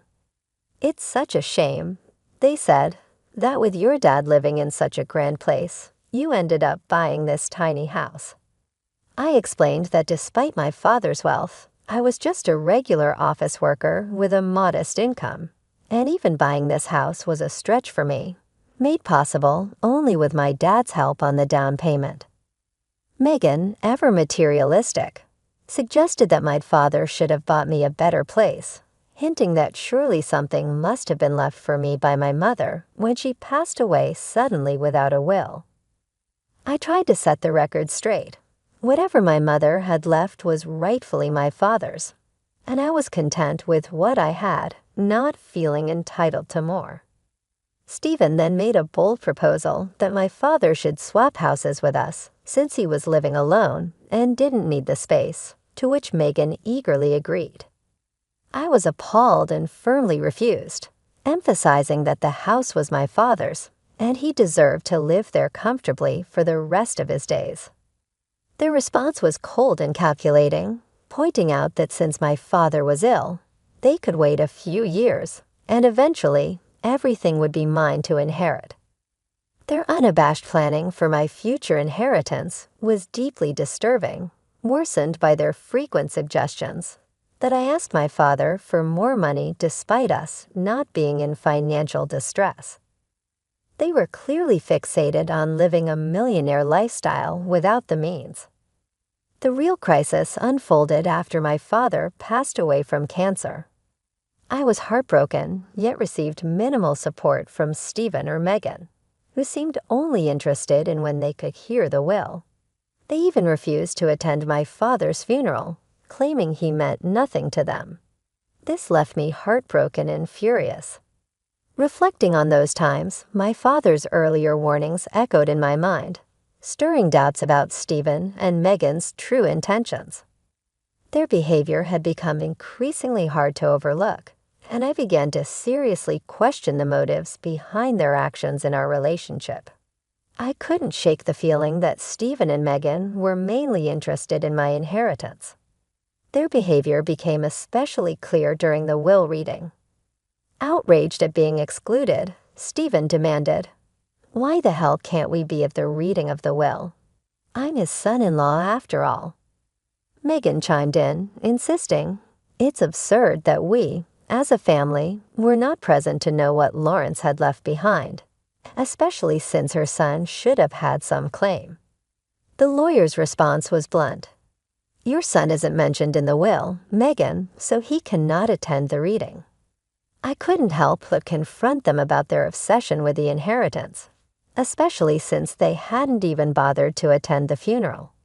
It seemed to me that my father was only considered family when there was money involved. Their behavior escalated after the will reading. I returned home to face their incessant questions. Despite still mourning my father, they offered no comfort or sympathy, only probing about the details of the inheritance. "So how much did you inherit from your parents? They must have left you a lot, right?" Megan asked eagerly. I replied more to end their speculation than anything. Actually, I didn't receive any money. My parents' wealth wasn't left to me. This revelation stunned them. "You got nothing, but your parents were wealthy. They must have left you something. Are you sure you're not hiding it from us?" Stephen accused. I reassured them, "There's no money. You're welcome to check my bank statement soon, but you won't find any changes." As for the rest of their assets, they decided to donate what was left to charity. Their frustration was palpable, and Megan was quick to suggest that I contest the will. "That's ridiculous. You need to fight for your inheritance," she insisted. But I was firm in my response. There's nothing to fight for. My parents decided to give their remaining assets to charity. I respect their choice. Stephen and Megan seemed infuriated by my lack of interest in pursuing a fortune that no longer existed. I was baffled by their anger and persistent disbelief, but it only confirmed my suspicions about their true motivations. I was on the verge of revealing everything, but a nagging doubt held me back. I couldn't shake the feeling that Stephen and his mother, Megan, were scheming behind my back. As they continued to press me for details about the inheritance, I stood my ground firmly, repeating that I hadn't received any money, and even suggested I could show them my bank account to prove it. A month went by, and Stephen's behavior changed dramatically. He became distant and agitated, frequently checking my bank account and badgering me about the inheritance. It became clear to me what his true motivations might be. Finally, I had enough and decided to confront the situation head-on. I showed them my bank statements, confirming that no inheritance had come my way. "See, I wasn't lying. There's no secret inheritance, I asserted, hoping this would settle the matter. However, their reaction was shocking. Stephen exploded, all our years of effort wasted. So your parents weren't that rich, and you didn't even get a dime. This is unbelievable. His disappointment was palpable, and then he said something that broke me. I stayed in this marriage for nothing. I married you for nothing. It was all a waste. His words cut deep. What do you mean, Stephen? Why would you say that? I asked, my heart sinking. Megan scoffed. Who would marry you without considering the money? My son married you expecting we could bank on your inheritance. Now we see, you got nothing. I can't believe I wasted 6 years on a useless girl like you. Stephen could have done so much better. Hearing them speak so callously confirmed my worst fears. It was clear now that Stephen had married me for money. My parents had been right about him and his mother. They were nothing but gold diggers. As much as it hurt, what came next was even more crushing. Megan turned to Stephen with a cold, calculating look. What's done is done, Stephen. But now it's time for you to leave her. There's no reason to stay anymore. You'll have time to find a new rich wife next time, one who has money. Her words were like a knife. Are you kidding me, Megan? You're pushing Stephen to divorce me over money. I asked, my voice trembling. Stephen's silence spoke volumes. It was a defining moment for me. The facade had crumbled, revealing the stark, ugly truth of their intentions. I was heartbroken, but I knew I needed to find the strength to move on from this betrayal. Of course, Stephen's response was chillingly pragmatic. I married you because I thought it would secure a comfortable life for me and my mom. We've always struggled financially. I didn't go to college and had no real means to earn much. I thought marrying you would change that, assuming your parents would leave you a substantial inheritance that you would share with us. His blunt admission that he had feigned love to secure financial stability stunned me. He continued, it was the only way I thought I could give my mom the life she deserved. But now, seeing that there's no inheritance, it seems my efforts were pointless. Mom's right. I need to look forward and keep searching. His words, delivered so casually, shook me deeply as he and Megan vented their frustration. I found myself tuning out, overwhelmed by the enormity of their deceit, their lack of empathy, and Stephen's sudden shift in attitude. It was both deeply upsetting and infuriating. I was so angry I wanted to scream, to lash out, but I restrained myself. Instead, I responded calmly, okay then, Stephen. If a divorce is what you want, then that's what you'll get. I've never been one to deny your requests, I continued. Consider this a final favor, Megan, I added firmly. Don't think this means you can take alimony from my son. We'll fight you tooth and nail before you see a cent of that, Megan interjected sharply. I don't have much money at the moment, I replied calmly. So here's what I propose. A mutual divorce with no division of assets or alimony. You don't have much, and neither do I right now. If you forgo alimony, I'll agree to sign and not claim anything further from you. Stephen and I then discussed the details of our divorce more pragmatically. The conversation was devoid of any emotional connection. It was purely transactional, reflecting the stark reality of our relationship's dissolution. As we negotiated the terms, I could tell Megan and Stephen were pleased that I wasn't creating any drama over the process. Perhaps they were surprised by my composed demeanor, not knowing that each day I was privately unraveling. On my way to work, tears streamed down my face, and I often spent hours crying alone in my car before and after work. Neither Stephen nor Megan noticed my puffy eyes or questioned why my daily routine had suddenly extended. Once Megan realized there was no inheritance in my future, she barely acknowledged my existence. solidifying my resolve to end this marriage swiftly. I made arrangements for Stephen and Megan to move out of my house and into a rented apartment nearby. They settled in quickly, and as the divorce proceedings advanced, Stephen, true to his agreement, did not claim any part of my house. I, in turn, did not seek alimony. To him, it was a straightforward exchange. On the day our divorce was finalized, I decided to take one last step. I visited their rental to return my wedding and engagement rings. Standing at their doorstep, I said, "I just want to return these. This marriage brought nothing but distress into my life, and I prefer not to keep any reminders of it." Megan scoffed, seizing the moment to taunt me. "Are you sure? You might need the money. It's amusing. You once looked down on our poverty, and now look at your situation. My son is being generous by letting you keep the rings. You might need to sell them when your job falls through." Her words stung, but I retorted with a laugh, which seemed to confuse both Megan and Stephen. "Why would I need to sell the rings for money, Megan? You don't need to feel embarrassed for me. We already know my parents left me nothing. They lost it all to poor decisions, leaving their daughter with nothing. Or so you think." My laughter in the face of their cruelty and misunderstanding seemed to unsettle them. I could see a hint of annoyance in Stephen's expression, perhaps embarrassed by his mother's blunt crudeness. As I turned to leave, their baffled faces were a clear sign they still hadn't grasped the full extent of my independence and resilience.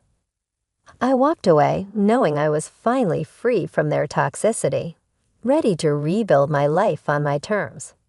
Stephen was visibly puzzled by my laughter, and Megan demanded, "Why the hell are you laughing? Did I say something funny?" Her disbelief only fueled my amusement. "It's truly hilarious how you think I'm destitute, Megan. And even more amusing that you believe my parents squandered their entire fortune." Megan snapped back, convinced of her narrative. "Of course you're destitute. Your parents didn't leave you a penny. They surely ruined your life by not leaving you an inheritance." I couldn't help but smirk at her misunderstanding. "I never said I didn't receive an inheritance, Megan. I simply told you that I didn't get any money. Indeed, my parents did leave me quite the inheritance." Confusion clouded her face. "What the hell does that mean?" "You have an inheritance." I nodded, relishing the moment. "My parents saw right through you and Stephen as the gold diggers you are. So they included a secret clause in their will. They left me no money, but instead, I inherited this entire neighborhood." Megan's shock was palpable. "You own this neighborhood." "How is that possible?" "We would have known about your inheritance. We even signed our lease with an estate manager who didn't mention the owner's name. My parents wanted me to wait for a year before claiming my inheritance," I continued. "They wanted me to test you and see if you were with me for money or love. You failed that test, and now you won't receive anything from me." The estate manager was appointed by my parents to manage the property until I could claim it. They were very clever, you know. "That's impossible. I don't believe a word you're saying." "You're just embarrassed because you have no money," Megan retorted, disbelief etched across her face. Stephen chimed in, skeptical yet curious. "Oh, really? Is that what you think happened?" His tone was mocking, but there was a hint of doubt. "Well, why don't we just call the landlord and find out from him?" "Go ahead," I encouraged, knowing well what the outcome would be. With a mix of defiance and desperation, Megan and Stephen called their landlord, who was indeed the estate manager. As they listened, their expressions transformed from confident to shocked. The estate manager confirmed everything I had said. After hanging up, their faces were a mix of anger and panic. "You lied to us," Megan accused, her voice trembling. "You tricked us into thinking you had nothing." Standing there, watching their realization dawn, I felt a strange mix of vindication and sadness. Their obsession with wealth had blinded them to the value of genuine relationships, and now they were reaping the consequences of their greed and deceit. Stephen and Megan stood there dumbfounded as they grappled with the fact that I now owned the entire housing community. You've kept all this wealth to yourself. You tricked Stephen into divorcing you and made sure he wouldn't claim anything, Megan accused, her voice tinged with desperation and betrayal. I couldn't help but laugh at their attempt to twist the narrative. It's quite ironic that you're calling me the trickster, I responded, the irony of their accusation not lost on me. Stephen, you married me under pretenses, claiming love where there was none.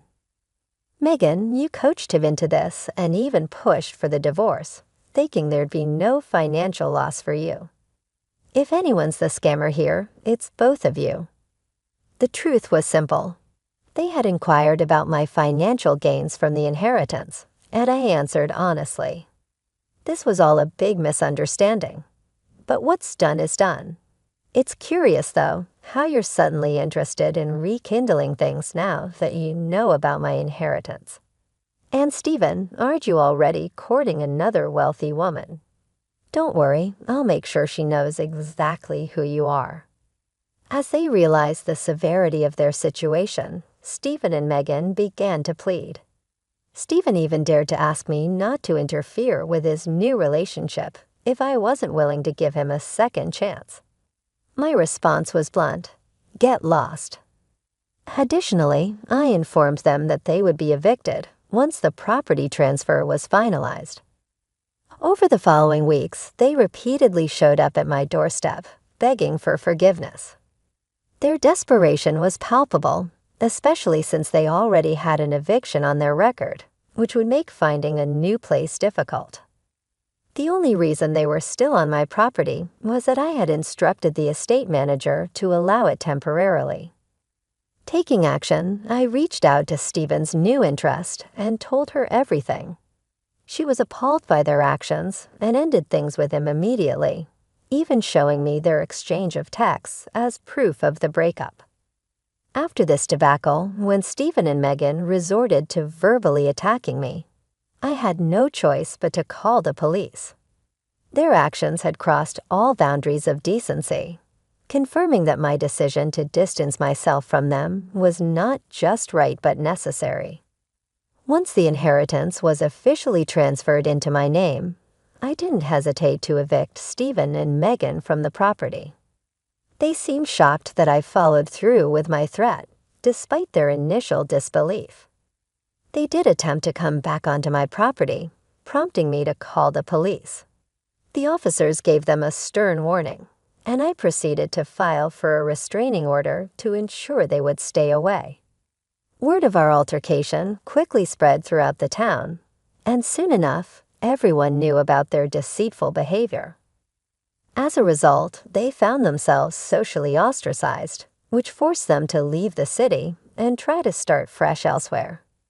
Meanwhile, I've been relishing my newfound financial independence, liberated from the clutches of gold-digging leeches. I'm now free to enjoy my life and the wealth my parents wisely left me, ensuring it would benefit someone who truly appreciated their legacy.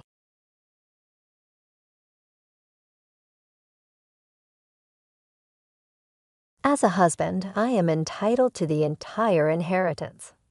In a marriage, it's my inalienable right. I might purchase a mansion. The mother-in-law and husband have a severe financial obsession. They even attempt to take credit for my father's wealth, so it's not just me. Why should I give these folks the fortune my father amassed? I'll never be able to forgive them or give in to their demands. My name is Mia. I'm a 44-year-old in my 20th year of marriage.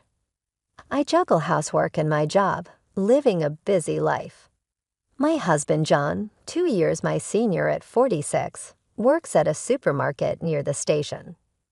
We met when I was a university student and working part-time at the supermarket where he worked. We started dating somewhat casually and got married when I was 24. We live with our son Bill, who just started university this spring. I have a fulfilling job that keeps me busy, but there's one thing that troubles me. It's my husband's reckless spending. It's our right to spend our earned money however we want, but he's relentless in asking for more when it runs out. It's worse when all three of us are together.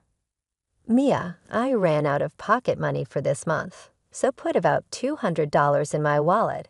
He demands additional pocket money every month. Again, it shouldn't be that little. What are you spending it all on? Shut up. A man has various social obligations. My husband raises his voice immediately if I show the slightest resistance. It's all because you insisted on sending Bill to college in the first place. That's right, Mia. It's enough to just graduate high school like John. What are you thinking? You don't want Bill to end up like John because you graduated from college yourself. The mother-in-law corners me with her sarcasm. That's because Bill has a goal to become a lawyer. You agreed to it too, didn't you? I didn't think it would cost so much money, then the father-in-law says. Mia, you could just have your father pay for all of it. He lives in such a big house. He wouldn't hesitate to spend on his dear grandson's college fees. I thought, isn't he your dear grandson too? But I kept quiet, knowing it was pointless to argue. It's always like this when it comes to money. I'm really glad Bill wasn't home at this time. He doesn't think highly of his grandparents either. He makes sure to go out whenever he knows they're coming. It's always the same. My husband and his parents know my father runs a company and lives in a large house, so they try to get money from me. Then one day, while preparing dinner, Bill told me something shocking. Mom, Dad's cheating. I saw him. He was walking into a hotel arm in arm with a woman. I never thought I would hear such a report from my son. I felt more disgusted than angry, realizing I probably didn't love him anymore. Just get a divorce, Mom. I can work part-time. It's very reassuring to know my son feels the same way. Thank you, Bill, but I'll talk to your father first. You don't have to worry about anything if we do get divorced. I'm working too.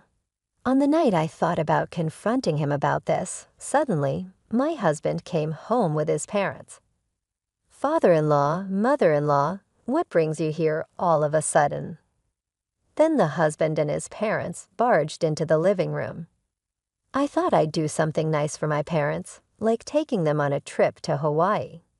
It's a bit much, but could you prepare about $5,000? Again, a demand for money, and this time a large amount. The in-laws were grinning at me. Where would I get that kind of money? If you don't have it, ask your father. It's unfair that your parents live in a big house, and we're in a rental apartment. He came up with some nonsensical argument. I was fed up and said, speaking of which, you're cheating, aren't you? My husband and his parents froze. I thought it would be better to have them hear it too, so I decided to confront him as planned. I don't know what you're talking about. Why would I cheat? Do you have any proof? He was clearly flustered. Someone saw you entering a hotel looking cozy with another woman. Anyone could say that. Bring this person who saw it, he demanded. I hesitated, not wanting my anger to be directed at Bill. Mia, even if that's true, forgive a cheat or two. It's normal for men. You're his wife. You don't need to make a fuss. I wasn't making a fuss, and I couldn't believe my mother-in-law, a woman herself, was condoning cheating. More importantly, hurry up with the money for the Hawaii trip. Yeah, we've already made the reservations, added the father-in-law. That's right, Mia, I'm counting on you. My husband always tries to change the subject when things don't go his way. I couldn't stand these people anymore. We're getting a divorce, I said calmly. What are you talking about? Don't decide that on your own. If you really want a divorce, I'll take your parents' mansion as property division. While we were arguing, my cell phone rang. It was from my uncle. He's my father's brother with whom I often drink together. Is that you, Mia? Your father suddenly lost consciousness and collapsed. He's been taken to the hospital by ambulance. I don't know his condition yet, but can you come quickly? I answered without hesitation. I explained the situation to my husband and his parents and hurried to the hospital. Uncle, how's Dad? For now, he's asleep. He's not in immediate danger, but his condition isn't great. I was somewhat relieved, fearing the worst. My father is 67, so it wouldn't be strange for something to happen at his age. My father took over the company from my grandfather and worked tirelessly. Now he leads a comfortable life, but it was tough at the beginning, to the point where we almost had to sell the big house my grandfather built. My father worked hard to turn things around. My mother passed away from an illness when I was in middle school, but my father never remarried and raised me by himself. My father is irreplaceable to me. It seemed like he wouldn't wake up today, so after talking with my uncle for a bit, I went home.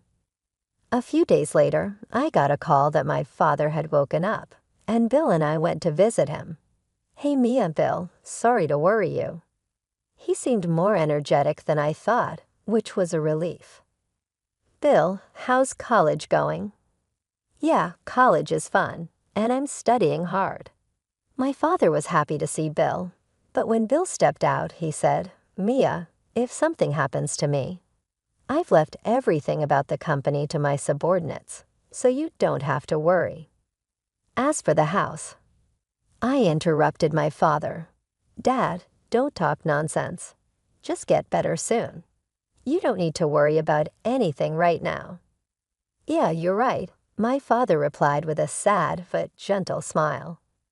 Afterward, the doctor called me, and it seemed my father's condition was quite serious. Years of overwork had taken their toll.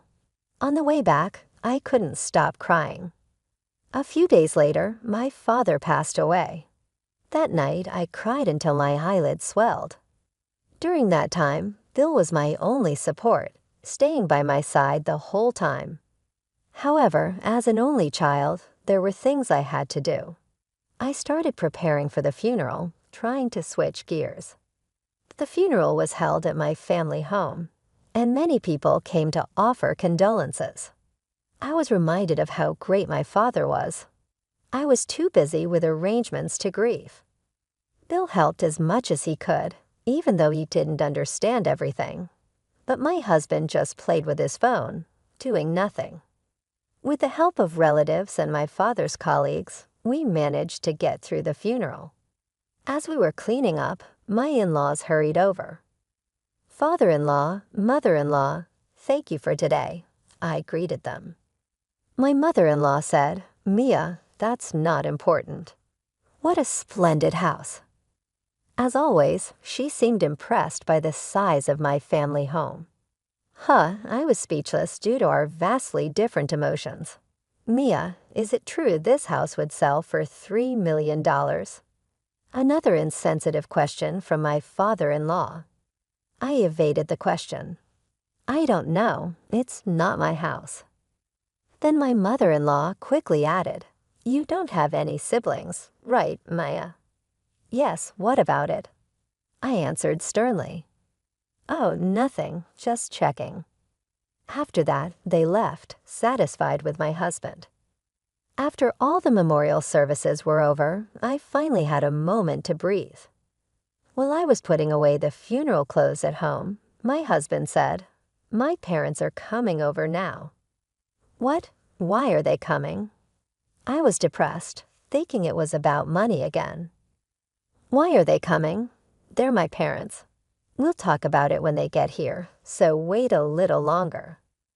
A few minutes later, my in-laws arrived, grinning. They sat on the sofa. Then my husband said, Hey, Mia, when are we moving? If it's just the three of us in such a big house, it's a waste. My parents will live with us after we move. What are you talking about all of a sudden? We're getting divorced. I was busy with my father's affairs, but my intention to divorce hadn't changed. Oh, come on. That topic again. I was wrong before, got a bit angry, but I'm not cheating, and I don't want a divorce. Don't joke around. I raised my voice. Now, you two, spouses share everything, so it's not good to monopolize. My father-in-law smirked and said something nonsensical. A wife should listen to her husband. You're planning to keep all the inheritance for yourself. I'll take it all. It's my right as a husband. If you don't like living together, Mia, you can just give us the inheritance. Maybe we'll buy a mansion. My husband and his parents seemed to think all the inheritance was theirs. What a ridiculous family. My patience had long been exceeded by the audacity of these people, thinking they could inherit the house filled with precious memories of my father and the wealth he had worked so hard to accumulate. I want a room that's spacious and gets plenty of sunlight. I'd prefer a room close to the toilet. There are plenty of toilets in such a big house. Despite my glaring at them in anger, they were discussing these outrageous things. I vowed never to let them have their way. A few days later, I got a call from my uncle. It's been tough, Mia. You did well, my uncle consoled me. There's something I need to talk to you about. Can you spare some time? I agreed to meet him that night. Uncle, what's up? What did you want to talk about? There's something I absolutely have to tell you, Maya. I was shocked by what he told me. I couldn't believe it had come to this. Then I told him everything about what my husband and in-laws were saying. What? They said that? Ridiculous people. Unforgivable. My uncle was furious. I definitely don't want to let them have their way, but it seems okay from what you said. Uncle, what should I do? How can I make them give up? Don't worry about anything, Mia. Leave it all to me. Actually, there's more. Hearing another piece of news from my uncle, I was even more astonished. Uncle, can we meet again tomorrow? I want Bill to hear this too. He's not a child anymore, and this will be a good learning experience for him. I decided to proceed with a plan with my uncle and Bill. The next day, I took Bill to meet with my uncle to discuss our strategy. For Bill, it was about his father and grandparents. I was worried about how he would truly feel, but it was an unnecessary concern. That's an amazing story. I'm getting excited. I don't care about people who see Mom and Grandpa only as money. Please help us, Uncle. Bill was excited to participate in the plan, so we decided to move forward with it. The next day, I called my in-laws to our house and spoke with them, my husband and Bill, 6 of us in total, about living in my family home. Were you serious? Of course, finally you're on board. I've been waiting immediately. My mother-in-law said, the sooner the better. Living in such a mansion is like a dream. Then my father-in-law added, after all, we had to pay the cancellation fee for that trip we talked about before. You have to reimburse us for that. They had made the reservation themselves. I was appalled at their selfishness. Then my mother-in-law said, we'll make back the money soon enough. Don't rush. I was used to it and knew it wouldn't happen, so I could ignore it. But Bill, unaccustomed to their blatant money grabbing, seemed to be trembling with anger. I patted Bill's shoulder to calm him down. Okay, let's do it. There's a lot to prepare for the movie. So mother-in-law and father-in-law, please let us know when you've decided on the moving date. John, you move on the same day. Bill and I will go ahead to get the house ready. I get why you're going, but why, Bill? G's question was unusually sharp. Can you prepare meals and do laundry? Bill is still a student. You can manage just for yourself, right? Yeah, I guess. I managed to deflect with a plausible reason. However, John said, you can do the tidying in the daytime. Why move ahead? You're not planning to take the best rooms for yourselves, are you? You know that house best. He was resisting over trivial matters. It's fine. That mansion has over 10 rooms, right, Maya? Mother-in-law was in a good mood the entire time, thinking they could live in the mansion, unknowingly pushing the conversation in a direction that worked in my favor. I can't do any tidying up during the day because of work. We'll do it slowly at night and on days off. Don't worry, you can choose your room first. Really? All right, then that's settled. I managed to deflect the situation in my mind. I thought, just wait and see. I'll bring you down to the bottom soon. A month later, the moving day was set, and I received a message from my husband. The day of the final showdown was decided, and I was excited. On that day, my husband and in-laws arrived at my family home with a moving truck. Bill and I were waiting in front of the entrance. As my husband got out of the car, he said, "Hey, kept you waiting, huh? Huh, so this is my house from today. I've really made it." Ignoring my husband's poor joke, I looked at my in-laws who were sparkling with excitement, not realizing they were about to turn back. Then the gate opened, and my uncle came out of the house. My uncle stood there, arms crossed, silent. "Who are you? What are you doing in someone else's house?" My husband apparently didn't even remember my uncle, whom he had met at the funeral. "This is my uncle, my father's brother. You met him at the funeral, remember?" "Oh yeah, that time, my husband awkwardly muttered something like a thanks, but his voice trailed off. "So what are you doing here?" he asked hesitantly, while my in-laws looked puzzled. Then my uncle said, "This isn't my house. Is there a problem with me being in my own house?" My uncle spoke assertively from the beginning, overwhelming my husband and in-laws. "It seems you have a lot of misunderstandings. I've heard the story from Mia. The inheritance from my father was divided between my brother and me. My brother got the company, and I got the house. But I had already left home and was living elsewhere with my family. I didn't plan to move back since my brother was running the company. He continued living here, so he lived here, but the house was in my name. In other words, just because my brother passed away, it doesn't mean the house belongs to Mia." They didn't seem to fully understand my uncle's words. "Mia, what's this about? Aren't we moving in here today?" My husband asked calmly, as if he had moved past anger. "I won't let that happen. You and your family have always been after my father's money, demanding absurd things like living in the mansion or paying for vacations, even after my father passed away. Why should people like you who haven't put in any effort get what my father worked so hard for? You're incredibly brazen." I raised my voice, which took my husband and in-laws aback. But my husband said, "What? How dare you speak to me like that?" Then suddenly, Bill intervened. "Dad, you're cheating, right? I was the one who told Mom." "Bill, what nonsense are you spouting?"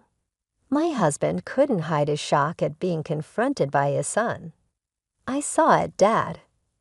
Entering a hotel, looking cozy with a woman. "Are you sure it was me? It's a serious mistake if you're wrong." My husband still wouldn't admit it. "Dad, just stop it. Leave Mom and us. Disappear from our lives." The words from his son seemed to hit him hard. But my in-laws' obsession with money was relentless. "We don't know what the truth is, but if you want a divorce, go ahead. But we'll need a proper property division." We gave up our apartment and even quit our jobs to relax in that mansion today. Then my mother-in-law added, "That's right, John quit his job too. We have nowhere to live or work now. It's too convenient for you to just send us back. We'll make sure we get what we're owed." I was astounded. "Huh? You quit your jobs, both of you? Why would you quit your jobs just because you're moving houses? Are you stupid? Now I clearly see how much you were counting on my father's inheritance. You're the ones being too presumptuous. The hopelessness of my husband's and his parents' actions far exceeded my expectations. Either way, as his child, I'm supposed to inherit this estate. I'll be expecting a hefty property division. That's when my uncle stepped in again. Listening to you talk one absurd thing after another, I can't believe how you come up with such ideas. There's no point in having a rational conversation with you. To put it bluntly, I'm a lawyer. So what? How does that relate to anything? Don't you get it? The divorce will go through, and you'll be the one paying the property division. My husband and his parents still didn't seem to grasp it. It's true that just Phil witnessing your affair isn't enough evidence, but a month ago, Mia hired me as a lawyer to investigate your infidelity. My husband's face gradually turned pale. In the past month, you've met with a part-time worker at your workplace. Let's call her Mrs. A, 5 times about once a week, always at the same hotel. I know about the allowance Mia gives you. It's not enough, right? That's why you were always asking for more. What are you basing this on? Do you have any evidence? I'm saying this because I have evidence. I have several photos. Shall I mention Mrs. A's name here? My husband had no choice but to admit it. You're having an affair. That's an undeniable fact. You won't get a penny from Mia, and you'll have to pay the damages instead. Finally, my husband and his parents seem to understand the situation. From now on, please handle everything through a lawyer and never show your faces to me again, I said firmly. My husband glared at me for a moment, but then looked away, and they all left the way they had come. Thank you, Uncle. No problem. I was more motivated than usual since they were bad-mouthing my brother. Once this is settled, I'm going back to my family. Mia, Bill, you live in this house. It's what your father and grandfather would have wanted. It's a shame for such a nice house to be empty. Okay, I'm happy to live here, I answered with a smile. Honestly, I had hoped for this outcome. Not just living in a mansion, but being able to live in a house full of memories with my father. Thank you, Uncle. This has been a great learning experience for the future. Good job, Bill. Investigating your own parents' affair is quite an intense work experience. Study hard in college and become a great lawyer. After that, my uncle successfully finalized the divorce. Bill and I began living in the house my father had lived in. It was too big for just the two of us, but I was very happy to be surrounded by memories. Bill seemed to have learned a lot from my uncle and was more committed than ever to his studies to become a lawyer. My husband and his parents ended up living in an old apartment. He struggled to find a new job due to his age and called me once. I need to borrow some money. His tone was different from before, not entitled but pleading. We're estranged. We're strangers now. I don't lend money to strangers. Don't contact me ever again. I hung up the phone without waiting for a response. Since then, there's been no contact from my ex-husband. My uncle told me they were getting by with part-time and day jobs. Apparently, his affair partner left him too because he was no longer financially stable. It turned out they never planned to go on the body trip and had borrowed money from somewhere unknown to me. They were planning to use the money to pay back their debts. I don't know who came up with such a scheme. It's irrelevant now, but I'm glad I cut ties with them. I feel like a weight has been lifted off my shoulders, both physically and mentally. I'm going to work hard at the job I love. My immediate goal is to see Bill graduate from college successfully.